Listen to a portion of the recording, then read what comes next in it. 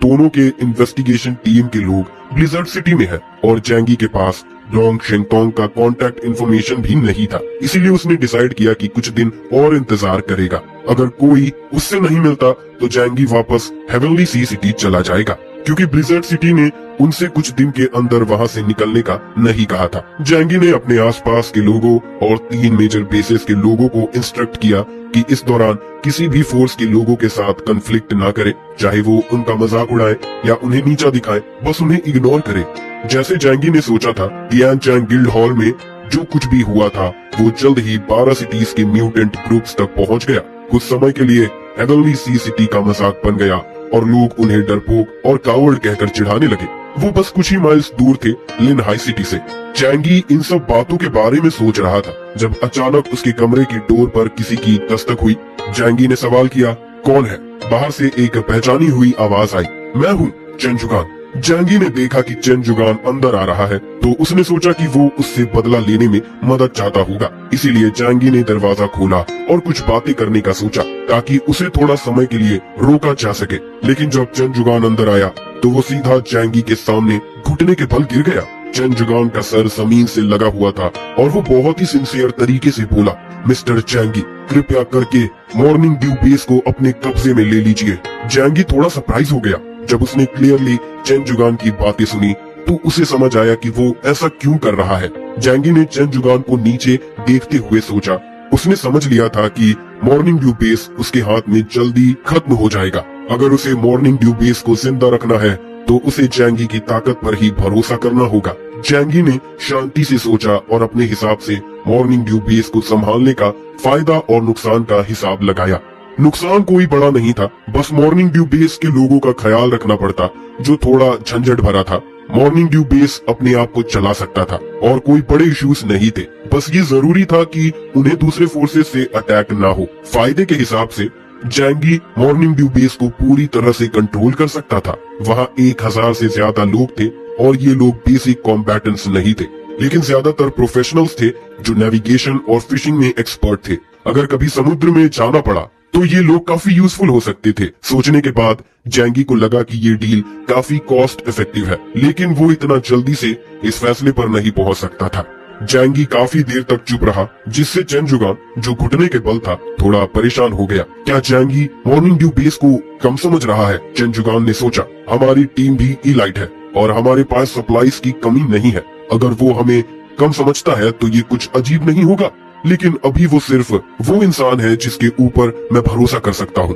फिर जैंगी का आवाज आया, पहले तुम उठो, मुझे बताओ कि इस मामले पर तुम्हारा क्या सोचना है। जैंगी लिविंग रूम में सोफा पर बैठा और चेन जुगान ने अपना सर उठाकर जैंगी का एक्सप्रेशन देखा।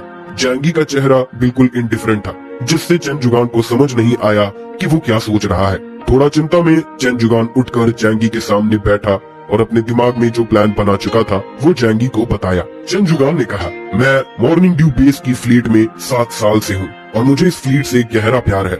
अब जब वेदिंग हाई मर चुका है तो मुझे बेस का लीडर बनना पड़ेगा, लेकिन मेरी ताकत उतनी अच्छी नहीं है और अब मेरे गलतियों की वजह से लोग मॉर्निंग ड्यू बेस को नीचा समझते हैं। इस केओटिक दुनिया में कोई न कोई मॉर्निंग ड्यू बेस का लजीज टुकड़े पर नजर रख रहा होगा।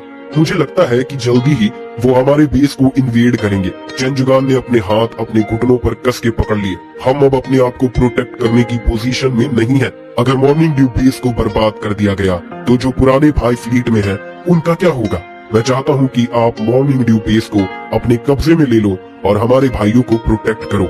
जैंगी ने सर हिलाकर कहा, जो तुमने कहा वो काफी सही लगता है। जब दुश्मन हमारे बेस को इन्वेड करेंगे तो कोई नहीं जानता वो क्या करेंगे उस बड़े बेस को जीतने के बाद। अगर वो बहुत ब्रूटल निकले तो वो शायद एक मैसेकर तक कर देंगे। मॉर्निंग ड्यू बेस में सिर्फ सोल्जर्स और टेक्निकल वर्कर्स नहीं, उनके परिवार भी हैं, बुजुर्ग, कमजोर लोग और औरतें, बच्चे भी हैं। अगर वो बेस कब्जा हो गया तो क्या दूसरे फोर्सेस उन लोगों की मदद करेंगे? ह्यूमन नेचर पे कभी ना झूठ मत बोलना। जो लोग इस पे भरोसा करते हैं उनका कुछ अच्छा नहीं होता। चेन जुगान को पता था कि जैंगी ये सब अच्छे से समझता है। जैंगी काफी ब्रूटल है, बैटलफील्ड पर वो रूथलेस और कनिंग है, लेकिन अगर वो मॉर्निंग ड्यू बेस का मालिक बनेगा तो वो बेगुनाह लोगों को जानबूझकर मारने वाला नहीं है। अगर मैं मॉर्निंग ड्यू बेस का मास्टर बन गया तो वहाँ के लोग सेफ रहेंगे, चेन जुगान ने सोचा। जैंगी अचानक मुस्कुराया, तुम काफी स्मार्ट हो, तुम समझते हो कि मैं लेजी हूँ और इतनी सारी लोगों की देखभाल करने में इंटरेस्टेड नहीं हूँ। अगर मॉर्निंग ड्यू बेस मुझे मास्टर मान भी ले तो उसे तुम्हें ही संभालना पड़ेगा, चेन जुगान ने जल्दी से कहा। लेकिन अगर कोई ऑर्डर आता है तो आपको उसे मानना पड़ेगा, आप नहीं तो कोई भी नहीं। जब तक तुम मॉर्निंग ड्यू बेस की सेफ्टी को प्रोटेक्ट कर सकते हो, हम तुम्हारी सारी रिक्वायरमेंट पूरी करेंगे, चाहे वो खाना हो, हथियार हो और एम्यूनेशन हो या फिर औरतें हो, हम उन्हें भी ऑफर करेंगे। चेन जुगान ने अपने दांत तेज किए। हमारे बेस में कई खूबसूरत औरतें हैं, अगर तुम्हें शादीशुदा औरतें कोई प्रॉब्लम नहीं है तो तुम ले सकते हो। अरे अरे, जैंगी ने जल्दी से चेन जुगान को रोका। घर पे काफी औरतें हैं, उन्हें बिजी रखना है और मुझे फैमिलीज तोड़ने में कोई इंटरेस्ट नहीं है। तो तुम्हारे हिसाब से चेन जुगान, मैं किस टाइप का इंसान लगता हूँ? जैंगी ने कहा। चेन जुगान ने जैंगी को झांक कर देखा, उसकी आंखों में विनम्रता थी। जैंगी मुस्कुराते हुए बोला, अब तुम समझ गए हो कि तुमने कितना बड़ा प्रॉब्लम खड़ा किया है। चेन जुगान का चेहरा उदास हो गया। मुझे पता है, मैं थोड़ा जल्दबाजी में था। जैंगी सोफा पे बैठे हुए हल्की सी मुस्कान के साथ बोला, मुझे मॉर्निंग ड्यू बेस का ओनर बनने में कोई प्रॉब्लम नहीं है, बस तुम की मुझे दे दो। मॉर्निंग ड्यू बेस में दो इम्पोर्टेंट चीज है, एक फ्लीट है और दूसरा अंडरग्राउंड शेल्टर। शेल्टर का अपना स्पेशल की है और सिर्फ वही लोग जो की रखते हैं वो शेल्टर का दरवाजा खोल सकते हैं। मतलब जो भी शेल्टर का की रखता है वो असली ओनर है। जैंगी ने ये बात शिंग तियान से सुनी थी। चेन जुगान ने बिना सोचे अपने जैकेट के इनर पॉकेट से एक काला मेटल बॉक्स निकाला और जैंगी को दे दिया। जैंगी पहले भी शेल्टर का की देख चुका था, तो चेन जुगान उसे धोखा नहीं दे सकता था। ये एक काला बॉक्स था जिसमें 3 कीज थी। आमतौर पर ये 3 कीज 3 लोगों के पास होती है और सिर्फ जब तीनों कीज एक साथ बॉक्स में की कार्ड स्लॉट में डाली जाती है तब ही शेल्टर का दरवाजा खुल सकता है। लेकिन अब ये तीनों कीज चेन जुगान के पास थी। उसने अपने हाथ में एक सेट रखा था और दूसरा सेट जैंगी को दे दिया था।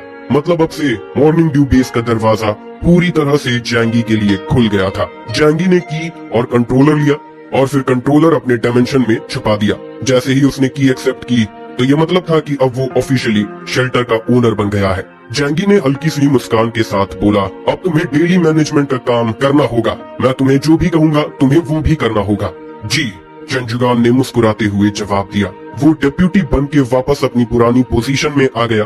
बॉस, अब हमें क्या करना चाहिए? क्या हमें हेवनली सी सिटी वापस जाना चाहिए या फिर डे सिटी के लोगों को कुछ करने का मौका दे? जैंगी ने आराम से जवाब दिया, मैं इस प्रॉब्लम को हैंडल करूंगा। मेरी ऑर्डर का वेट करो। जब हेवनली सी सिटी वापस आओगे तब मैं तुम्हें बताऊंगा। चेन जुगान ने जैंगी के कॉन्फिडेंट चेहरे को देखा और उसे सुकून मिला। जैंगी ने खुद को पूरी तरह से इग्नोर किया। लोगों की बातों से उसे कोई फर्क नहीं पड़ता। जो स्ट्रांग होता है वो अपने दिल में मजबूत होता है और जोकर्स की बातें बस उसे हंसने का मौका देती हैं। अगले दिन चुन्यू उससे मिलने आया और इस गॉड टीम मेंबर का अपार्टमेंट में आना कुछ लोगों में हलचल पैदा कर गया, क्योंकि जो 6 मेजर इन्वेस्टिगेशन टीम्स के साथ डील करते हैं उन्हें पता होता है कि ये लोग कितने खतरनाक चीजें कर सकते हैं। और चुन्यू जिसे ढूंढ रहा था वो जैंगी था, जो डे सिटी में म्यूटेंट के सामने चुपके से भाग गया था। इसीलिए लोग और भी ज्यादा कंफ्यूज्ड हो गए थे कि उनकी बातों को इग्नोर करके वो सीधा जैंगी के घर क्यों गया। जैंगी उसके आने का इंतजार कर रहा था और बड़े आराम से बोला, आइए घर के अंदर चाय पीने के लिए। चुन्यू मुस्कुराया और बोला, आपके बारे में आजकल काफी रूमर्स चल रहे हैं। जैंगी हल्की सी मुस्कान के साथ बोला, वो बस कुछ बोरिंग लोग हैं, मैं उनको ज्यादा ध्यान नहीं देता। चुन्यू ने चाय का सिप लिया और बोला, आप सच में बहुत शांत नेचर के हो। मैंने आपकी ताकत देखी है और अगर आप इन्वेस्टिगेशन टीम में भी होते तो भी आप एवरेज से काफी बेहतर होते। आज शाम को हमारे कैप्टन ने आपको उनके मैनर में मिलने के लिए बुलाया है, चुन्यू ने कहा। जैंगी ने जब मैनर का शब्द सुना तो उसने अपने आईब्रोज उठाए। आपने मैनर बोला? उसको लगा कि शायद उसके कान में कुछ गलत सुनाई दिया। ब्लिजर्ड सिटी, जो कि हंड्रेड्स ऑफ किलोमीटर्स में फैला हुआ है, न ज्यादा बड़ा है न छोटा। शहर में मिलियंस ऑफ लोग हैं और हर किसी का अपने एक एलाइट पोजीशन है किसी न किसी फील्ड में। ऐसे इन्वायरमेंट में अगर किसी के पास 2 बेडरूम और एक लिविंग रूम का अपार्टमेंट हो तो ये सिर्फ सुपर एलाइट सी अफोर्ड कर सकते हैं, और मैनर तो ये सोचना भी मुश्किल है। चुन्यू मुस्कुराया और हाँ में सर हिलाकर बोला, हाँ बिल्कुल। ब्लिजर्ड सिटी का कंस्ट्रक्शन हमारे कैप्टन के परिवार ने काफी एफर्ट से किया है और एक कंडीशन ये थी कि सिटी डंग फैमिली के एरिया में बनानी है। डंग गार्डन काफी पुराना है और दुनिया के खत्म होने के बाद भी ये असर से बच गया है। तो इसीलिए आपको इतना हैरान होने की जरूरत नहीं है। जैंगी कैसे हैरान ना होता। डंग फैमिली जिंगलिंग का एक बड़ा परिवार। उसने पहले कभी नहीं सुना था, लेकिन थोड़ा सोचने के बाद उसे समझ आया, क्योंकि असली बड़े परिवार अक्सर ज्यादा कंस्पिशियस नहीं होते, लेकिन उनके पास जो ताकत होती है वो हर किसी के लिए हैरानी का रीजन बन सकती है। सॉरी, मैं जानकारी नहीं रखता और डंग फैमिली के बारे में कभी नहीं सुना। ये किस टाइप का परिवार है? जैंगी ने पूछा। चुन्यू की मुस्कान और बढ़ गई। पहले ये एक सीक्रेट था, लेकिन अब ये सीक्रेट नहीं रहा। डंग फैमिली के पास काफी पावर और वेल्थ है और रिवर साउथ डोमेन में उनके कई इंडस्ट्रीज हैं। उनमें से सबसे फेमस हाई टेक फील्ड की इंडस्ट्री है। वेल, कैसे समझाऊं? आपको वो ओरिजिन बुलेट और बैटल सूट्स याद होंगे, इन्वेस्टिगेशन टीम के मेंबर्स जो पहनते और यूज करते हैं। जैंगी ने सर हिलाकर हाँ कहा और उन चीजों को देखकर उसको काफी लालच आई थी। चुन्यू बोला, वो सब टोंग फैमिली ने बनाया है रीजन की मदद के लिए। ये कहना भी गलत नहीं होगा कि अगर डंग फैमिली का सपोर्ट ना होता तो रिवर साउथ डोमेन की पावर कम से कम 20% तक कम हो जाती। जैंगी ने अपने दिल में गाली दी, ये कमीने अमीर लोग, लेकिन उसने अपने चेहरे पर शौक दिखाया। ये तो बहुत अमेजिंग है, उसने कहा। चुन्यू अपने हाथ अपने चेस्ट पर रखे खड़ा हो गया और उसके चेहरे पर गर्व दिख रहा था। तो आप समझ सकते हैं कि हमारे कैप्टन का फेवरेट होना कितना बड़ा इज्जत की बात है। जैंगी ने भी सर हिलाकर कहा, हाँ, ये वाकई में बहुत ही इज्जत की बात है। चुन्यू ने अपना टी कप रखकर उठते हुए कहा, कैप्टन आपको शाम को 6 बजे मिलेंगे। 5 बजे एक कार आपको लेने आएगी, बस फिर इधर उधर मत जाना। जैंगी ने भी हाँ कहा, ठीक है, मैं अपने टाइम पर जरूर आऊंगा। इतना कहने के बाद चुन्यू ने अपार्टमेंट छोड़ दिया। जैंगी सोफा पर बैठा और सोचने लगा। उसने फिर से टोंग शेंगतोंग को देखना शुरू किया। उसका एक पावरफुल फैमिली बैकग्राउंड है, सुपरनैचुरल पावर्स का काफी स्ट्रॉन्ग टैलेंट है। शायद ये फैमिली ट्रेनिंग की वजह से भी हो और एक एरोगेंट पर्सनैलिटी भी है। ऐसे इंसान से अगर पार्टनर ना बन सके तो कम से कम कॉन्फ्लिक्ट्स अवॉइड करना चाहिए। थोड़ी अच्छी बातें बोल के फिर कोई अच्छा एक्सक्यूज दे के दूसरे पार्टी के रिक्रूटमेंट को मना कर देना चाहिए। 5 बज गए थे। एक black luxury car apartment building के सामने आई। कार का कोई ब्रांड नहीं था, पर वो काफी स्पीडी और हैवी लग रही थी, जैसे कोई कार नहीं बल्कि टैंक हो।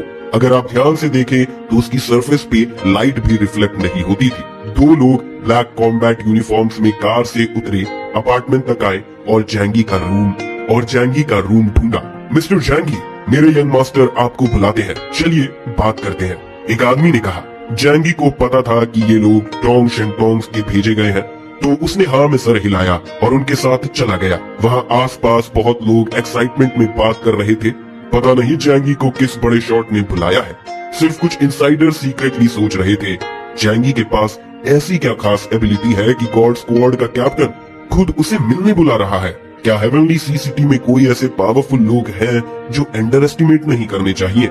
जैंगी कार में बैठ गया। कार का इंटरनल स्ट्रक्चर काफी सिंपल और ऑर्डिनरी लग रहा था, ज्यादा शानदार नहीं था, लेकिन ये लोगों को एक सेफ फीलिंग दे रहा था। कार का डोर भी लगभग 20 सेंटीमीटर थिक था, जो शायद किसी स्पेशल डिफेंसिव मटेरियल से बना था। एंड टाइम्स में ट्रांसपोर्टेशन का सबसे जरूरी चीज डिफेंस और हीटिंग सिस्टम होती थी। जैंगी ब्लैक सीट पे बैठ गया और आर्म्स फोल्ड करके रिलैक्स हो गया। ड्राइवर और दूसरा आदमी जो ब्लैक यूनिफॉर्म में था, दोनों बिल्कुल चुप रहते हुए साइलेंटली कार को डंग गार्डन की तरफ ले जा रहे थे। लगभग आधा घंटा बाद कार एक पार्क के सामने रुक गई, जो ब्लिजर्ड सिटी के नॉर्थ में था।